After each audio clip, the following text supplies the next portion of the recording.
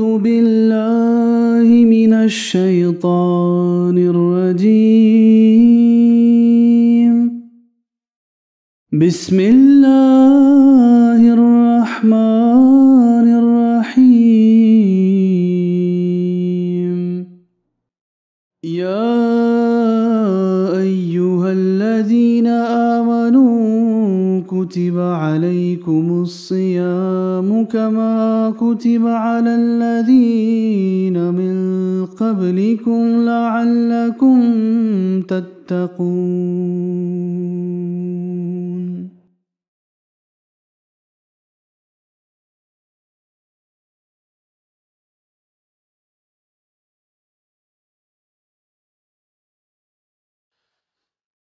أعوذ بالله من الشيطان الرجيم. بسم الله الرحمن الرحيم. ويا قوم استغفروا ربكم ثم توبوا إليه يرسل السماء عليكم مدرارا ويزيدكم قوة إلى قوتكم ولا تتولوا مجرمين. Le dars d'aujourd'hui est sur le sujet de repentir et pardon. Le verset de Saint-Coran que j'ai récité est de Surat Hud.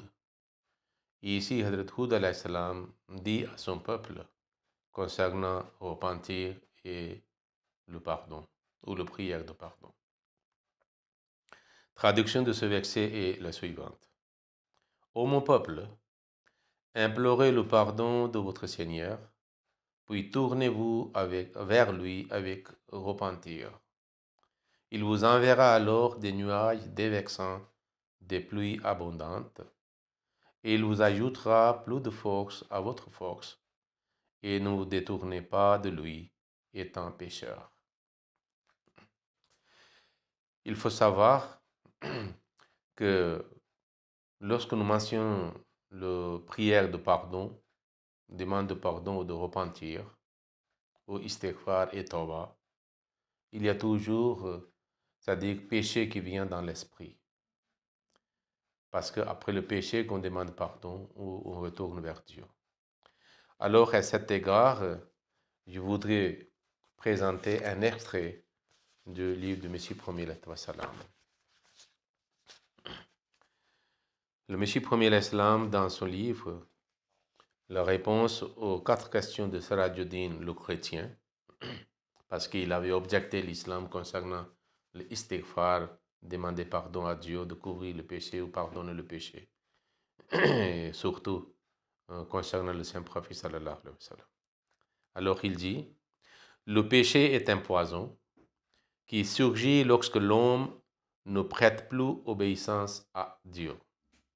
Et lorsqu'il s'écarte de l'amour ardent pour Dieu et de son doux souvenir, l'état de la personne dont le cœur est dénué d'amour à l'égard de Dieu ressemble à cet arbre déraciné, incapable d'absorber l'eau de la terre, et qui se dessèche et se flétrit de jour en jour. Telle une sécheresse qui sévit, le péché gagne peu à peu de l'emprise sur le cœur de l'intéressé. La loi naturelle de Dieu prescrit 3 remèdes contre cette sécheresse. Premièrement, l'amour. Ça veut dire si quelqu'un a l'amour de Dieu, alors il aura la protection, c'est-à-dire contre le péché.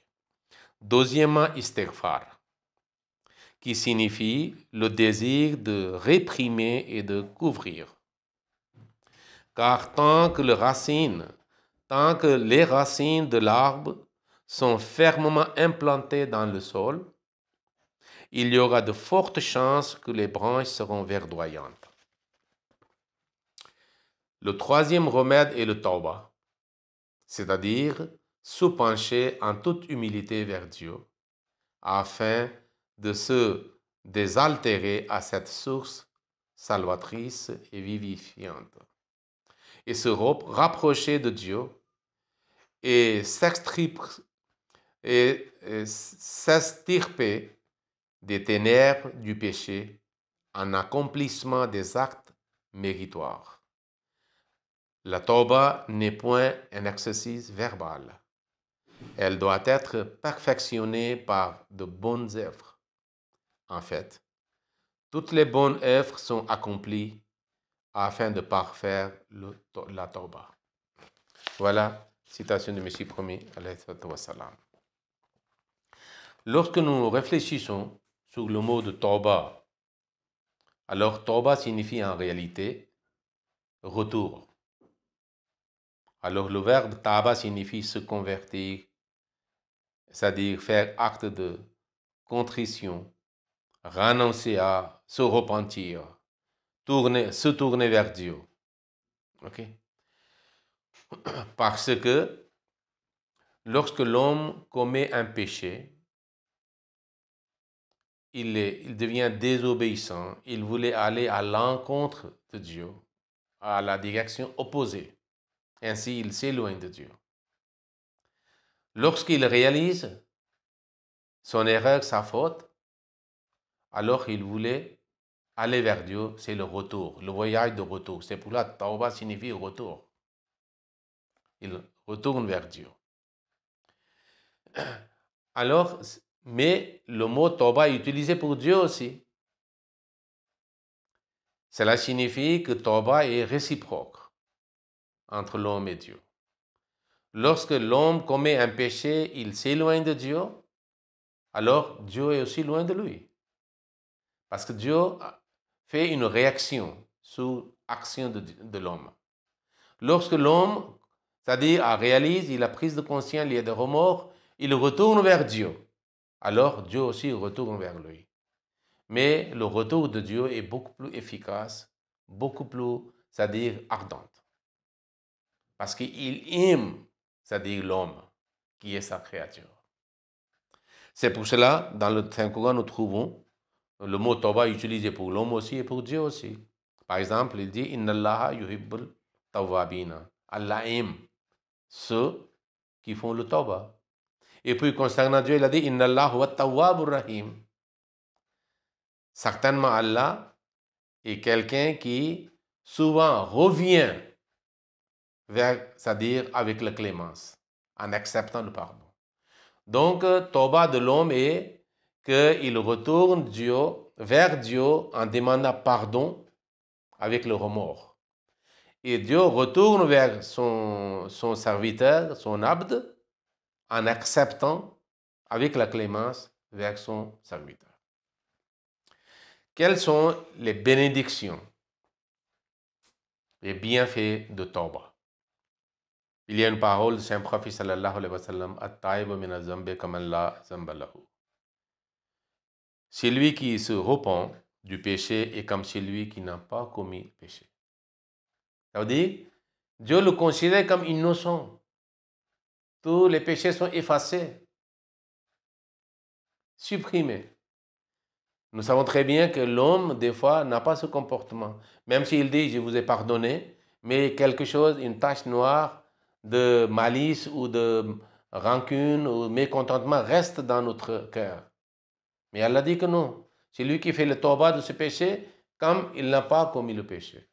C'est supprimé. C'est plus efficace que quelque chose qui est supprimé dans l'ordinateur. Puis, le Saint-Prophète sallallahu alayhi wa sallam a raconté, c'est-à-dire ce que Dieu sent lorsque son serviteur revient vers lui. Il dit que Allah est plus content de la repentance de son serviteur que n'importe lequel d'entre vous, avec son chameau qui avait sa nourriture et bu dessus. Il était en voyage et quelque chose est passé, il a perdu son chameau.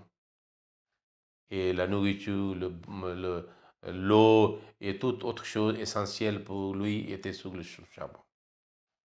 Puis il l'a perdu dans son terre déserte.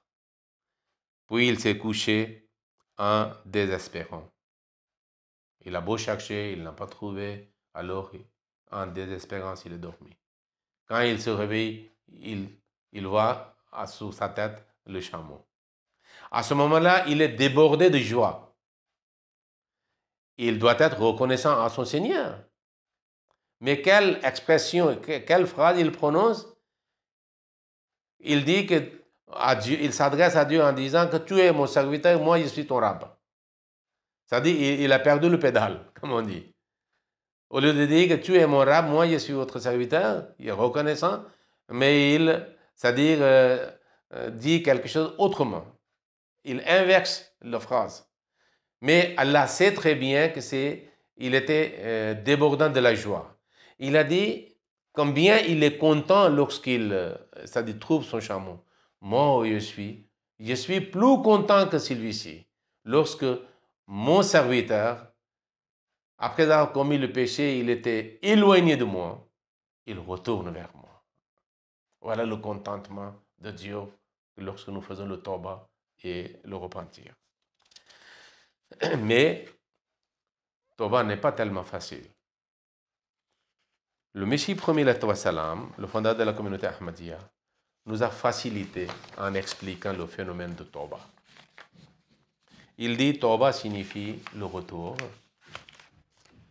parce que lorsque l'homme commet le péché, comme il est en train de vivre dans le péché, et le péché devient sa maison, ça demeure, le lieu, comme quelqu'un habite dans une ville quelconque, dans une maison quelconque. Et tawbah signifie quitter et retourner vers Dieu. Et nous savons très bien combien est difficile et pénible de quitter la maison et de faire le hijrat et migration. Cela signifie que l'homme doit lutter, faire des efforts, énormément des efforts pour abandonner, c'est-à-dire ce lieu dans lequel il vivait, ça veut dire qu'il commettait le péché. Et puis il retourne vers Dieu. Mais le Messie premier a mentionné 3 étapes, ou 3 conditions, nous pouvons dire. La première condition, il dit ikla dans la langue arabe. Ikla signifie déraciner quelque chose. Vous voyez, il y a une plante. Si on coupe, ce n'est pas ikla. On déracine. Ainsi, cette plante ne peut plus pousser. Sera desséchée.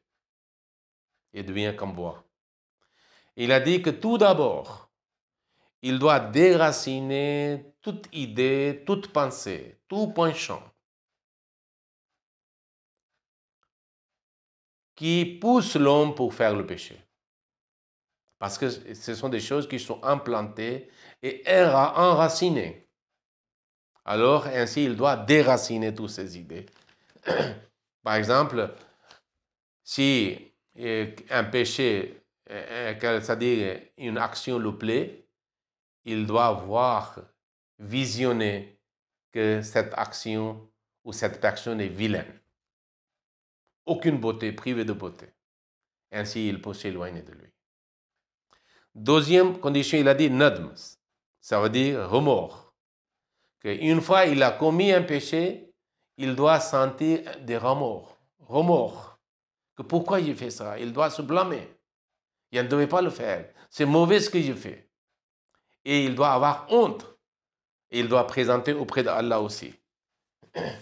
Alors, à ce moment-là, il peut avoir, c'est-à-dire la force pour quitter le péché. Et la troisième condition est azm, ça veut dire détermination et la résolution. Premier, c'est ikla, déraciner les idées qui le mènent vers le péché. Deuxième, c'est nadm, remords. Et le troisième, résolution et détermination de ne plus retourner vers le péché. Il a quitté cette terre, cette maison, ce lieu, et puis il ne retournera jamais vers cette direction. Il continue son voyage vers Dieu. C'est ainsi que Allah lui accordera la force et la capacité, pour rester stable sur sa foi, de ne plus retourner vers le péché. Puis istighfar. Maintenant, parce que ce sont de ces choses, et en même temps, il doit faire istighfar, qui est le deuxième aspect du sujet de dars d'aujourd'hui. Istighfar est le mot ghafara. Ghafara signifie couvrir. Nous disons pardonner, mais en réalité, c'est couvrir ou cacher. Et istighfar signifie que nous prions nous demandons à Allah qu'il cache, qu'il couvre, ok, c'est-à-dire nos péchés ou les effets de nos péchés.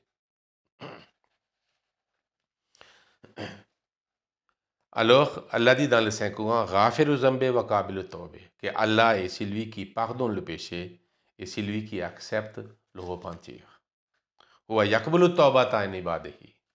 C'est Allah qui accepte le tawba, le repentir, fait de la part de ses serviteurs.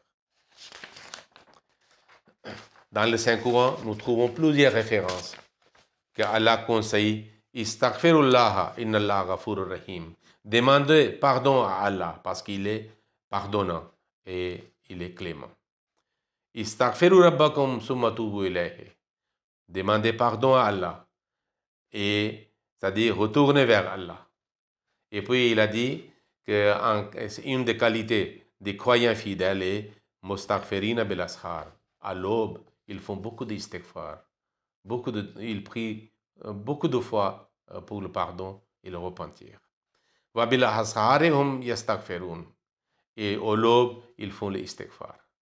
Puis elle a dit dans le Saint-Coran, dans Surat Ali Imran, que et ceux qui, après avoir fait une action immorale et après s'être fait du tort, se souviennent d'Allah et lui demandent de leur pardonner leurs péchés. Et qui peut pardonner le péché sinon Allah?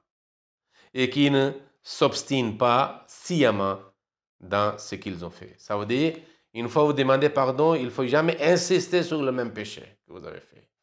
Et vous avez demandé pardon contre ce péché. Et Allah dit dans plusieurs autres versets aussi. Par exemple, dans Surat An-Nisa, il dit, et quiconque fait le mal et nuit à son âme, et qui demande ensuite pardon à Allah, retrouvera Allah très pardonnant, miséricordieux. En ce qui concerne l'istighfar, nous trouvons même chez les prophètes. Concernant Adam alayhi salam, nous trouvons qu'il avait dit, notre Seigneur, nous avons agi injustement envers nous-mêmes.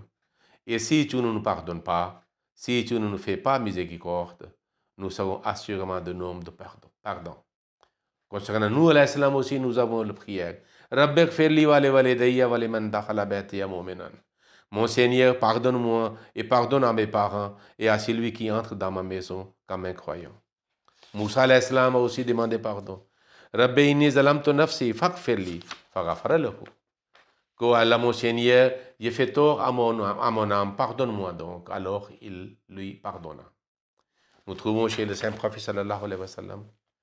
Le Saint Prophète sallallahu alayhi wa sallam faisait l'istighfar, prière pour le pardon, c'est-à-dire plus de 100 fois. Dans certains hadiths, plus de 70 fois. Dans certains hadiths, nous trouvons que milliers de fois, il faisait l'istighfar.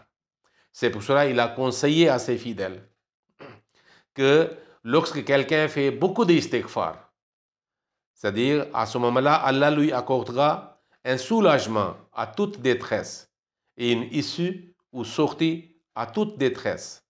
Et il pourvoira à lui là où il ne s'y attend pas. Ça veut dire qu'il lui accordera une provision. C'est pour ça que le Saint Prophète sallallahu alayhi wa sallam a conseillé aux fidèles, Touba liman wajada fi sahifati istighfarun. Bienheureux est celui qui trouve dans le cahier de ses actes, c'est-à-dire beaucoup de pardon, beaucoup de istighfar. Et puis le Saint Prophète sallallahu alayhi wa sallam a dit que c'est lui qui aime qu'il soit content lorsqu'il voit son cahier de compte des actions au jour de résurrection, alors qu'il doit faire beaucoup d'istighfar dans son cahier.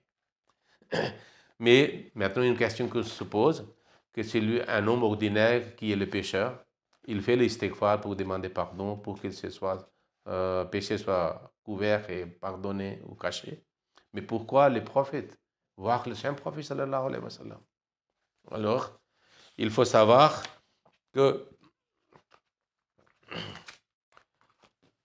qu'il y a deux sortes d'istighfar. Voilà, je vais lire.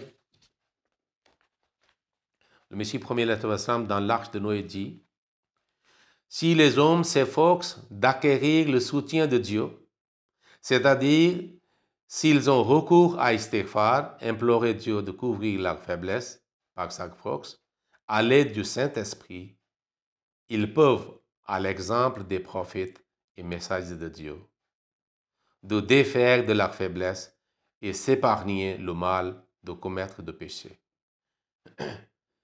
Si toutefois les péchés ont déjà été commis, Istighfar servira à se protéger contre les éventuelles conséquences néfastes, c'est-à-dire le châtiment, car l'apparition de la lumière fait dissiper l'obscurité. Les insoumis qui refusent de recourir à l'Istighfar, c'est-à-dire ceux qui ne cherchent pas le soutien de Dieu, sont affligés par les punitions qu'ils méritent.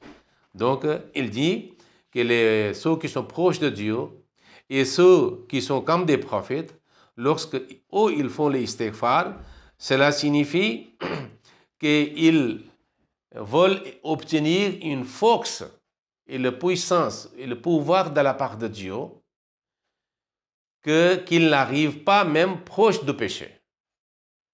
L'istighfar n'est pas qu'ils ont commis le péché et ils demandent pardon.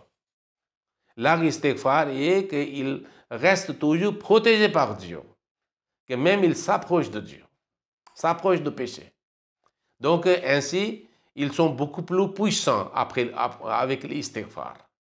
Mais ceux qui sont les gens ordinaires qui commettent souvent le péché, l'istighfar signifie pour eux qu'Allah pardonne leur péché et les protège des conséquences du péché. Okay?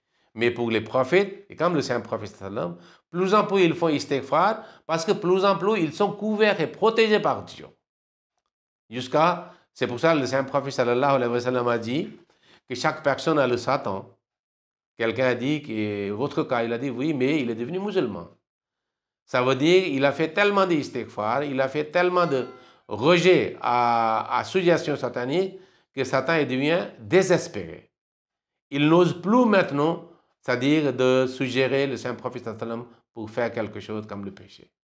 Donc, il est protégé, il a la couverture de protection divine. Et tous les prophètes sont, et le Saint-Prophète sallam est plus grand et plus protégé que les autres prophètes. Parce que ce sont les gens qui ne veulent même pas vivre, c'est-à-dire un instant de leur vie, sans protection divine. Tout le temps, ils sont dans la protection divine. Et c'est grâce à cet istighfar. Okay? Donc, l'istighfar des prophètes est différent que l'istighfar des gens ordinaires. Mais l'homme doit toujours faire l'istighfar comme le Saint-Prophète nous a conseillé, parce que nous sommes toujours exposés à suggestions sataniques. Et c'est l'istighfar qui nous protège. Et si nous arrivons à commettre le péché, Allah le pardonne, Allah le couvre. Et ainsi, nous sommes protégés des effets néfastes et négatifs de nos péchés. C'est pour cela que même dans la prière de centenaire de Khilafat, il y a une prière Astaghfirullah Rabbi min kulli zambin wa atubu ilayhi. Et nous devons le faire aussi. Tout en, c'est-à-dire gardant dans nos esprits nos péchés, c'est-à-dire mauvaises actions qui déplaisent à Allah. Et ainsi, nous méritons c'est-à-dire acceptation de notre pardon de la part d'Allah. Et nous retournons vers Dieu. Et puis nous devenons comme Allah, le Saint-Prophète a dit, At-ta'ibu min az-zambi kama la zamba lahu, que c'est lui qui demande pardon de ce péché dans le cahier d'Allah, dans les yeux d'Allah, comme il n'a pas commis de péché. Que ainsi soit-il, surtout dans le mois de Ramadan. Faisons beaucoup d'istighfar. Okay? Allahumma salli ala Muhammadin wa ala ali Muhammadin wa barik wa sallam. Innaka hamid majid.